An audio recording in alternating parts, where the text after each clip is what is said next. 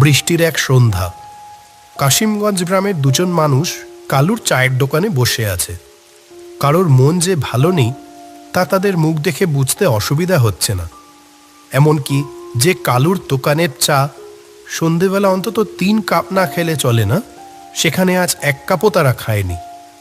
সকলেই গ্রামের বর্তমান সমস্যা নিয়ে বেশ চিন্তিত। এর মাঝে কাশিমগঞ্জ গ্রামের বর্তমান স্কুল প্রধান হরিহর ভট্টাচার্য কালুর দোকানে এসে উপস্থিত হয়।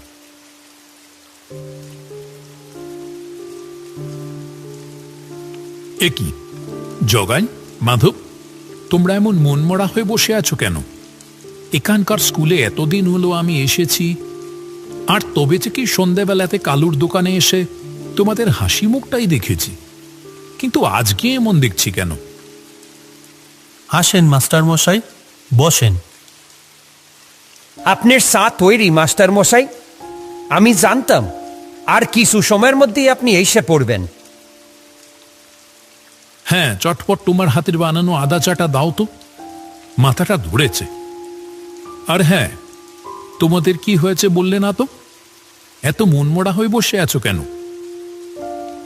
আসলে মাস্টার মশাই, আমাদের কারোর মন ভালো নেই। কেন, কি হয়েছে? এই এত সুন্দর গ্রামের মানুষদের সাথে মিশে যে কারোর মন ভালো হয়ে যাবে, সেখানে সেই মন ভালো করা মানুষদেরই মন ভালো নেই, এ কেমন কথা?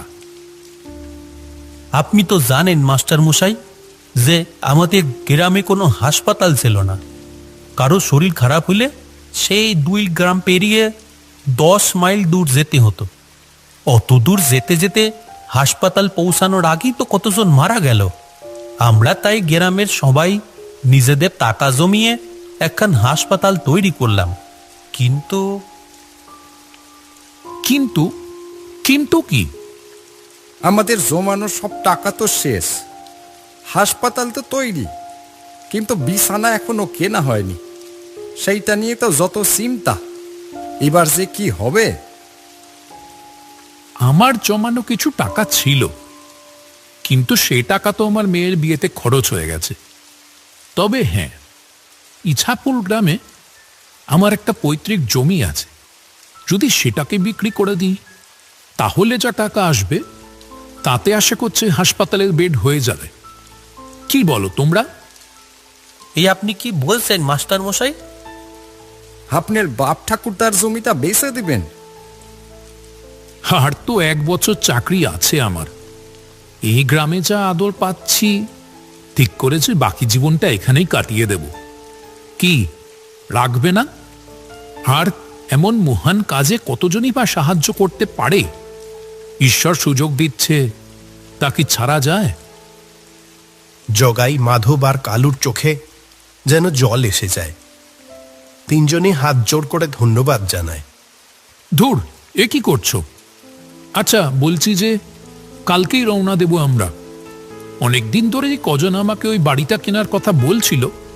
দেখি যাই, এইবার কথা বলে বেচে দেব ওদের কাছে। পরের দিন সকালেই হরিহর, মাধব আর জগাই 3 জন মিলে রওনা দেয় ইছাপুর গ্রামের পথে।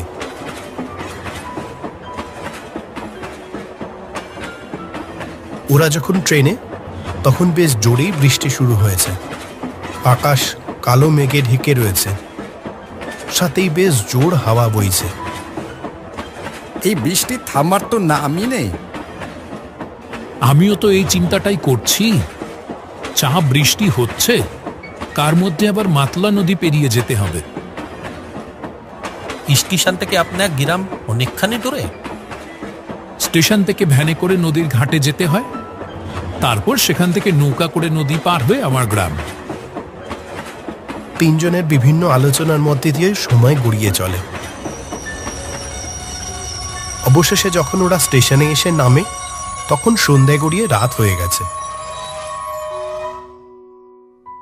নির্জন সেই স্টেশনটাতে শুধু ওরা 3 জন এসেই নামে।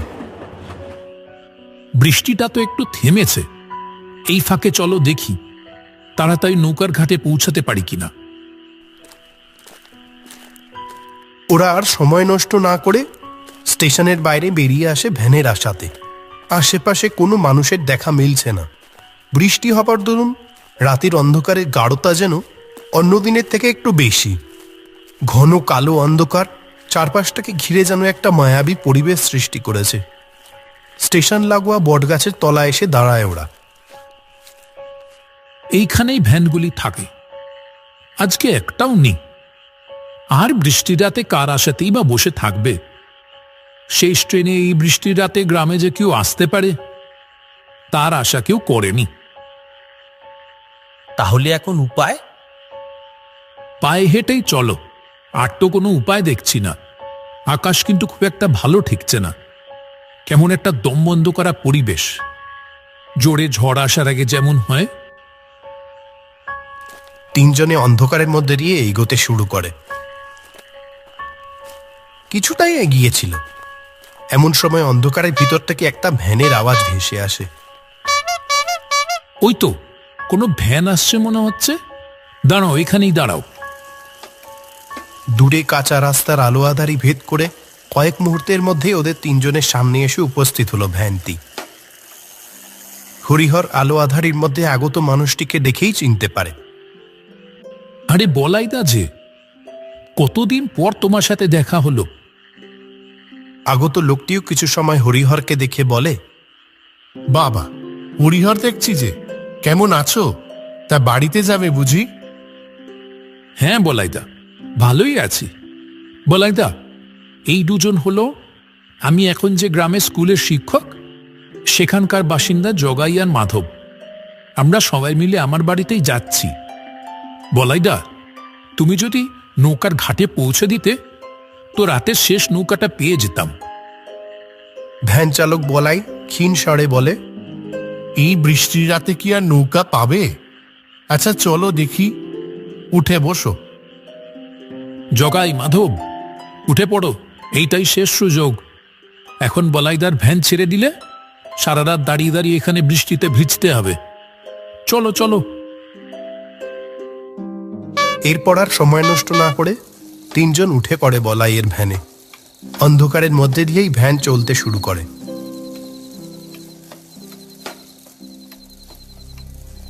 কিছু সময় বসে থাকার পর হরিহর বলাইকে জিজ্ঞাসা করে, বলাইদা, তোমার এত বয়স হয়ে গেছে, এখনো ভ্যান চালাচ্ছ? কষ্ট হয় নিশ্চয়ই? না, এখন আর কষ্ট হয় না, আগে হতো। আগে হতো, এখন হয় না? তার মানে? ও কিছু না, তুমি তো অনেক দিন পর ইছাপুরে এলে, আমাদের তো ভুলেই গেছো দেখছি। না গো বলাইদা, তোমাদের কি ভুলতে পারি?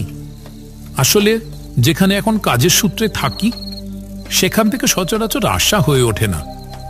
আজকেও নিতান্ত এক প্রয়োজনেই আসা। গ্রামে আমার বাপ ঠাকুরটার যে ভিটেটা রয়েছে ওইটা বেচে দিতেই এসেছি। সে কি বিক্রি করে দেবে? কেন, কোনো বিপদ হলো নাকি? হ্যাঁ, সে এক প্রকার বিপদই বলতে পারো। আমি যে গ্রামে এখন থাকি সেখানে গ্রামের সবাই মিলে নিজেদের টাকা জমিয়ে একটা হাসপাতাল তৈরি করেছে বটে, কিন্তু হাসপাতালের বেড কেনার টাকাটা জোগাড় করে উঠতে পারছে না। তাই ভাবলাম আমার জমিটা বেচে সেই টাকাটা ওদের সাহায্যের জন্য দেব। এমনিতেও তো ওটা খালিই পড়ে রয়েছে কত বছর হলো। বাহ, খুব ভালো হরিহর, সত্যি তুমি ইছাপুর গ্রামের গর্ব। কি যে বলো বলাইদা, এই যে এরা জগাই, মাধব, এরাই বা কম যায় কিসে? কথা বলতে বলতেই বলাই তার ভ্যান নিয়ে নদীর ঘাটে এসে উপস্থিত হলো। নদীর দিকে তাকিয়ে তিনজন দেখে নদীর জল থই থই করছে। বছরের বেশিরভাগ সময় শান্ত থাকা নদীর রূপ আজকে একদম অন্যরকম। নদীর ঘাটে বাঁধা কটা নৌকা, কিন্তু কোনো মাঝির দেখা নেই। যেমনটা ভেবেছিলাম ঠিক তাই, একটা মাঝিরও দেখা নেই। একেই এত রাত হয়ে গেছে, তার মধ্যে আবার বৃষ্টিও হয়েছে, তারা কি এখন আর থাকে? এ তো বড় বিপদে পড়া গেল। আজ রাতটা বাইরের বৃষ্টিতে ভিজেই কাটাতে হবে মনে হচ্ছে। তাহলে এখন কি হবে? আকাশের অবস্থাটা দেখেছেন মাস্টার মশাই? আবার বৃষ্টি আসবে মনে হচ্ছে এক্ষুনি। আকাশের বুকে তখন কালো মেঘ ধীরে ধীরে নিজেদের জায়গা দখল করে নিচ্ছে। নদীর দিক থেকে ভেসে আসছে মৃদু ঠান্ডা হাওয়া। বলাই তখনও তার ভ্যান নিয়ে সেখানেই দাঁড়িয়ে। কিছু সময় তিনজনের কথা বলা দেখে সে বলে ওঠে, তোমরা যদি কিছু মনে না করো একটা কথা বলবো। ছি ছি বলাইদা, তুমি এমন করে বলছো কেন? বলো না, কি বলবে? আর কিছু সময়ের মধ্যেই হয়তো জোরে বৃষ্টি শুরু হবে, আর এখন তো কোনো মাঝিও নেই ঘাটে যে নৌকা করে গিয়ে নিজের বাড়িতে ফিরতে পারবে। তার চেয়ে বরং এক কাজ করো, ওই দেখো সামনেই আমার বাড়ি, তোমরা সবাই চলো, আজকের রাতটা বরং ওখানেই কাটাবে। হ্যাঁ, ঠিক বলেছ তো। নদী পার হওয়ার সময় কতবার তোমার ভ্যানে করে স্টেশনে গেছি তোমাকে বাড়ি থেকে ডেকে। কি বলো জগাই, মাধব? আর তো কোনো উপায় নেই, আজকে রাতটা বরং বলাইদার বাড়িতেই আশ্রয় নি। বলাইতা এসে যে আজকে আমাদের কত বড় উপকার করলে, আর কি বলি। মাধব ঠিকই বলেছে, চলো আমরা বলাইদার বাড়িতেই যাই, না হলে এই বৃষ্টির রাতে বিপদে পড়তে হবে। বলাই আর ওরা তিনজন নদীর কাছেই বলাইয়ের বাড়ির দিকে রওনা দেয়।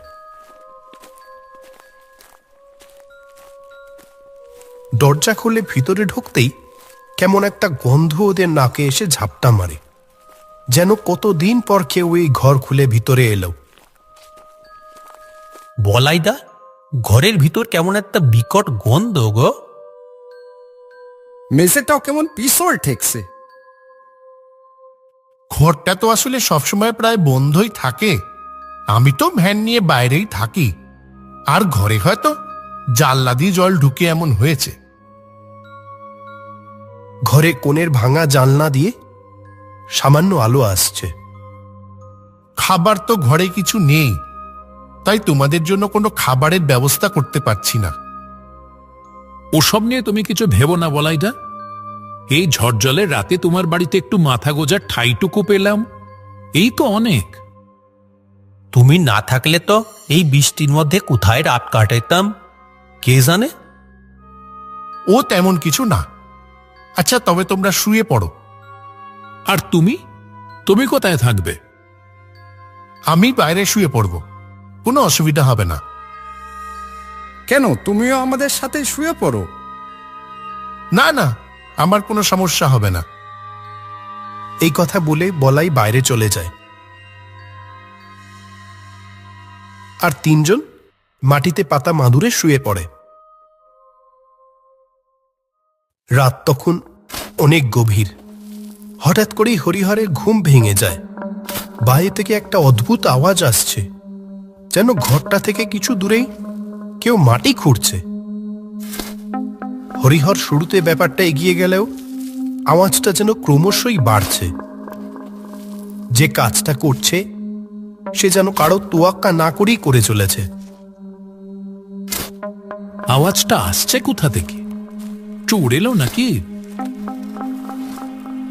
হরিহর চট করে উঠে জানলার কাছে গিয়ে বাইরে চোখ রাখতেই দেখেন বলাইদা ঘরটা থেকে একটু দূরেই গাছের নিচে মাটি খুঁড়ে চলেছে।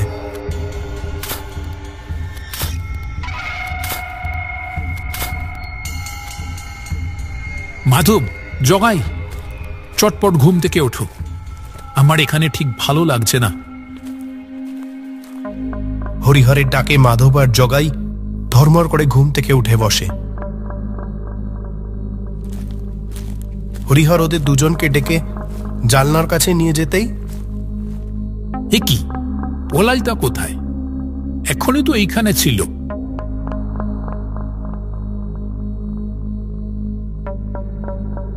আপনি ঠিক দেখেছিলেন মাস্টার মশাই? একদম ঠিক দেখেছি, চলো তো বাইরে যাই। ওরা তিনজনে এগিয়ে চলল ঘরের পিছনের গাছটার দিকে। ওই দেখ, গাছটার নিচে মাটিতে কিছু একটা রয়েছে বলে মনে হচ্ছে না?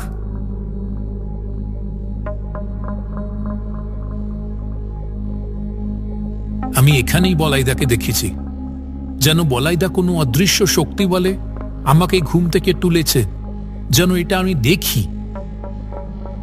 যা তো জগাই, দেখ তো কি জিনিস ওইটা।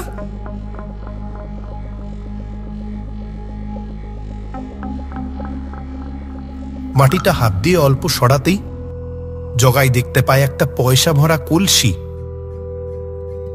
এর মধ্যে তো অনেক টাকা। কিন্তু এত টাকা কার? বলাইদাই বা কোথায় গেল? ঠিক আছে, অন্যের টাকা ধরার দরকার নেই। ওই কলসিটা যেখানে ছিল সেখানেই রেখে দাও, আর ওটার উপরে মাটি চাপা দিয়ে দাও। ঠিক এমন সময় বড় গাছটা যেন নড়ে ওঠে।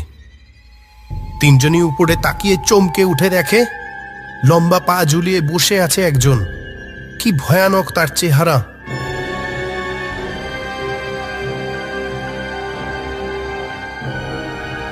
ভয় পেও না হরিহর, আমি বলাই। আমি দেখতে চাইছিলাম অসময়ে তুমি লোভী হয়ে গেছো কিনা। সত্যি হরিহর, এই গ্রামের গর্বই তুমি। তুমি চাইলে এই টাকাটা সহজেই নিয়ে নিতে পারতে, আর আমার মতো একটা বুড়ো নিশ্চয় তোমাদের তিনজনের সাথে পেরে উঠত না।